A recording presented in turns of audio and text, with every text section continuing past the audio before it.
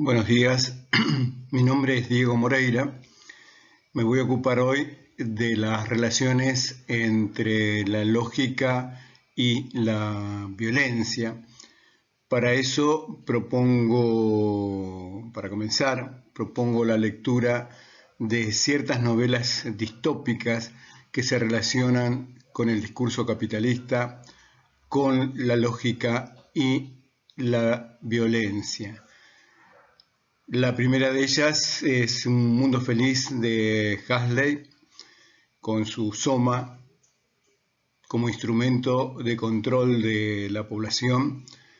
He colocado aquí la tapa de 1984 de George Orwell y Su Policía del Pensamiento de Borges S.S. Percipe, donde reconstruye el estadio de River y la situación de los jugadores vía medios de comunicación, un texto muy interesante y distópico de Borges.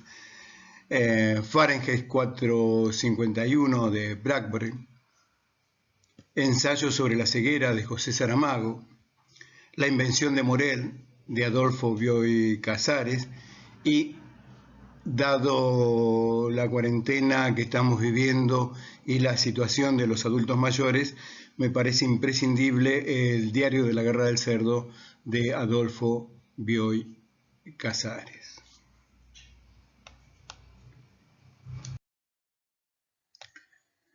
Ahora bien, para comenzar, inicio con la teoría del conocimiento. Básicamente voy a tomar el sentido común de nuestra población, el sentido común del sujeto y su pensamiento crítico.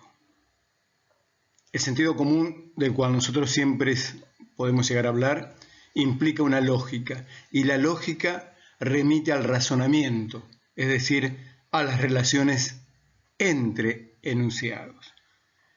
El sentido común de nuestro preconsciente consciente, que es con lo cual se va a encontrar Freud cuando inicia sus estudios sobre el psicoanálisis, se refiere a la lógica formal, a la lógica aristotélica y a la complejización de esta lógica formal por Leibniz. Y por otra parte vamos a tomar cierto cuestionamiento a este sentido común, a esta lógica formal, a este pensamiento occidental y cristiano a partir de los actos del pensar crítico, que en el caso del psicoanálisis van a implicar desde Freud, también desde Lacan, la incorporación de la lógica dialéctica. El conocimiento vulgar, y esto es fácilmente polémico, es decir, lo podemos discutir, encuentra su fundamento en la denominada lógica formal y es propio de la conciencia y de la cultura hegemónica que rige en nuestro país, en Argentina.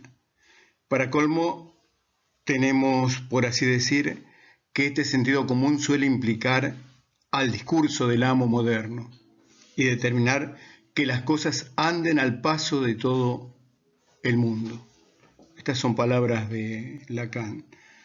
De esta manera, los imperativos ligados a la violencia en sus diferentes ámbitos van a estar relacionados a esta lógica. El sentido común como método de pensamiento y como guía para la acción es denominado ideología por Antonio Gramsci, aunque nos es consabido que es el menos común de los sentidos. Esta es una consideración que no es lícito descartar, es decir, que no la podemos dejar de lado. Pero entonces me pregunto, ¿qué es la lógica formal? Una lógica regulada por los principios de identidad, de contradicción y de no contradicción y del tercero excluido, a las cuales podemos agregar la razón suficiente propuesta por Leibniz. Se conforman estos principios como las normas imperantes del sistema preconsciente-consciente de Freud.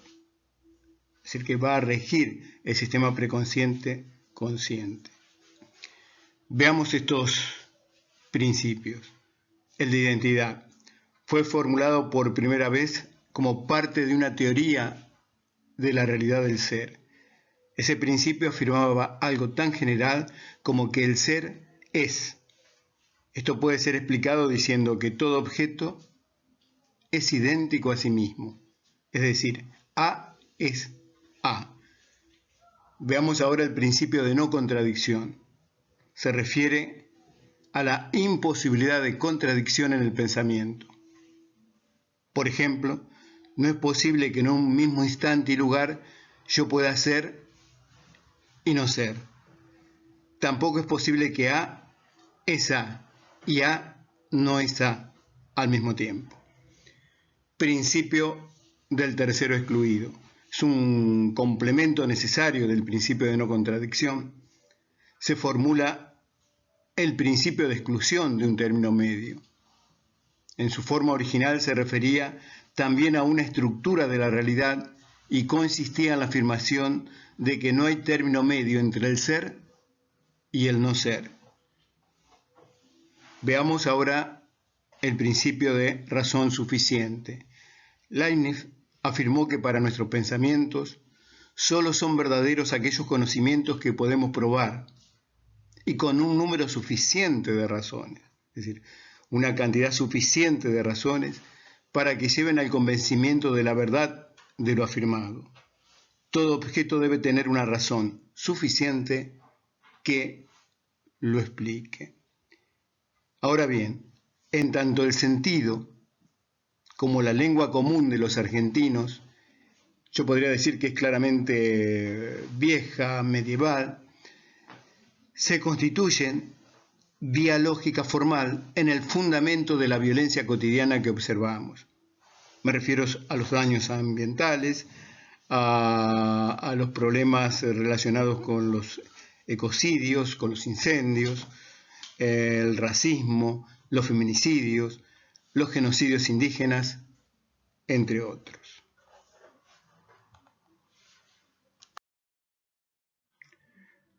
Freud se encuentra con esta lógica formal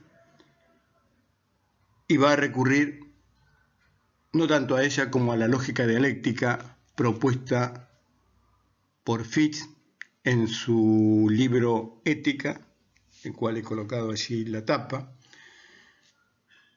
La dialéctica propuesta por Fichte implica los movimientos de tesis, antítesis y síntesis, con los cuales se va a manejar prácticamente Freud, incluso no solamente en su manera de investigar, en su manera de trabajar en la cura, sino también en su manera de escribir. Por ejemplo, podemos observar el proyecto, donde parte de una tesis de la teoría, neurona y cantidad, le opone una antítesis que va a implicar la clínica, Emma, la del pastelero, y una síntesis que es la parte 3 del proyecto. Freud va a utilizar más que síntesis la denominación formación de compromiso. Lacan también va a apelar a la dialéctica, pero no a la de Fichte, sino a la de Hegel, fenomenología del espíritu, vía su maestro de filosofía, Kojev, que parte de la inmediatez, la alienación que va a implicar la identificación y la unidad mediada. Por ejemplo, yo les decía que aparece la dialéctica en la clínica, lo vamos a encontrar en el caso Dora, donde hay una tesis. En la adolescencia, esta joven presentó en su análisis una primera tesis. Su padre la entregaba, la abandonaba a los intentos de seducción del señor K para encubrir que eran amantes con la señora K. Había un intento de encubrimiento en esta entrega. Hay un movimiento antitético, es decir, Freud realiza una inversión y procura que la joven se pregunte por su intervención en estos hechos.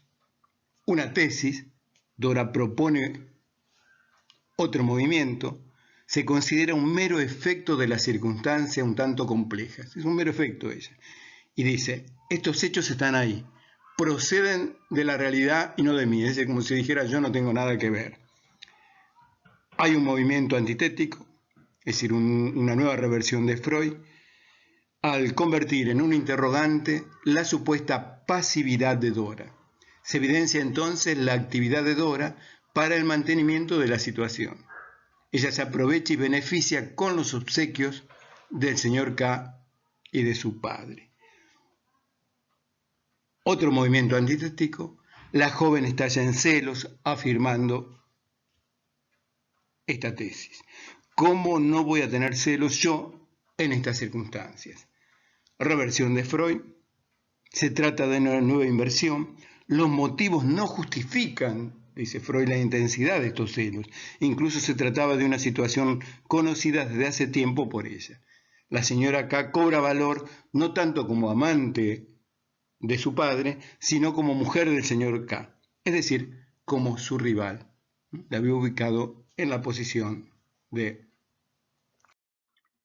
Ahora bien, la lógica dialéctica propuesta por Fichte, que es la que va a tomar Freud, implica el tercer movimiento de síntesis, y esta síntesis remite a cierta totalidad, a cierta plenitud, completud, y se complica porque nosotros tenemos el denominado Das Ding, o falta estructural en Freud, primera versión de objeto A de Lacan en el seminario 7 sobre la ética. Así que a mí me parece más conveniente recurrir a ciertas modificaciones y complejizaciones de la dialéctica, a la denominada lógica analéctica por Enrique Dussel y Scanone. Dussel lo hace en diversos textos, acá he puesto la tapa del libro Política de la Liberación e Historia Mundial y Crítica, y que va a dar cuenta de este cuarto movimiento al cual remite el Das Ding freudiano. Se trata, nos va a decir Dussel, de una superación ética de la dialéctica a partir de lo semejante y lo distinto. Lo distinto, Das Ding freudiano va a ser aquello que Dussel considera como lo distinto. La analogía, el prefijo ana, aquello que está más allá del logos, de la palabra, más allá, repito entonces, de la palabra, donde la dialéctica encuentra su límite. Los tres movimientos de la dialéctica, en la medida que irrumpe interpelante, acorde a una lógica analéctica que incluye lo semejante y lo distinto, es decir, lo que está más allá, que en el caso del psicoanálisis sería el Das Ding freudiano, que está basado en parte en la teoría, en el númeno de la teoría de Kant.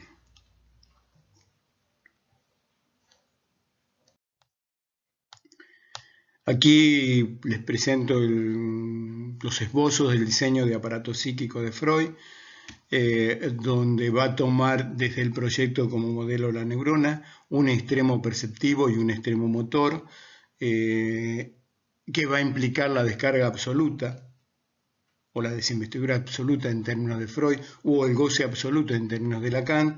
Si se descarga totalmente, el instrumento anímico implicaría la muerte. Para que no acontezca esta muerte, se requiere entonces de la inscripción de ciertos registros,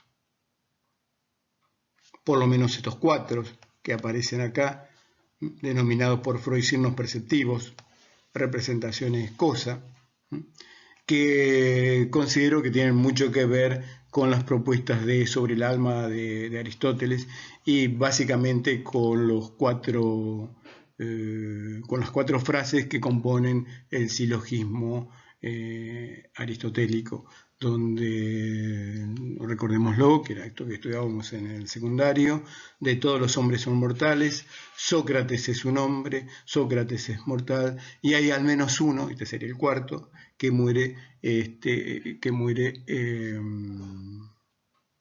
muere por ser mortal, digamos.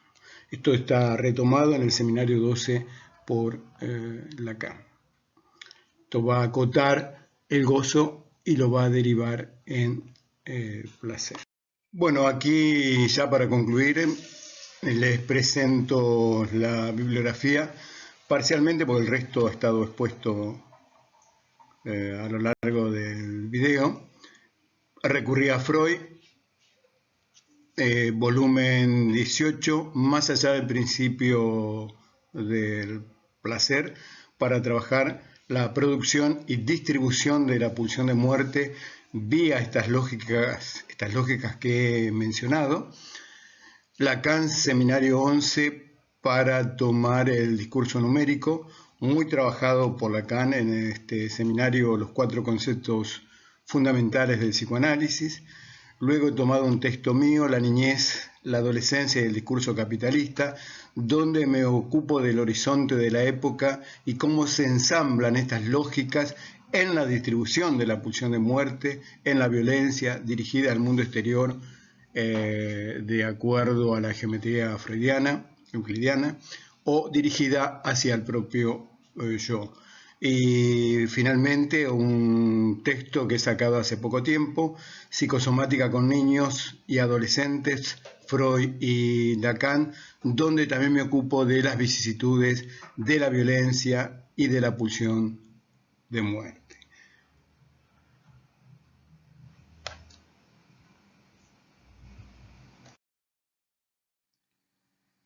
Gracias.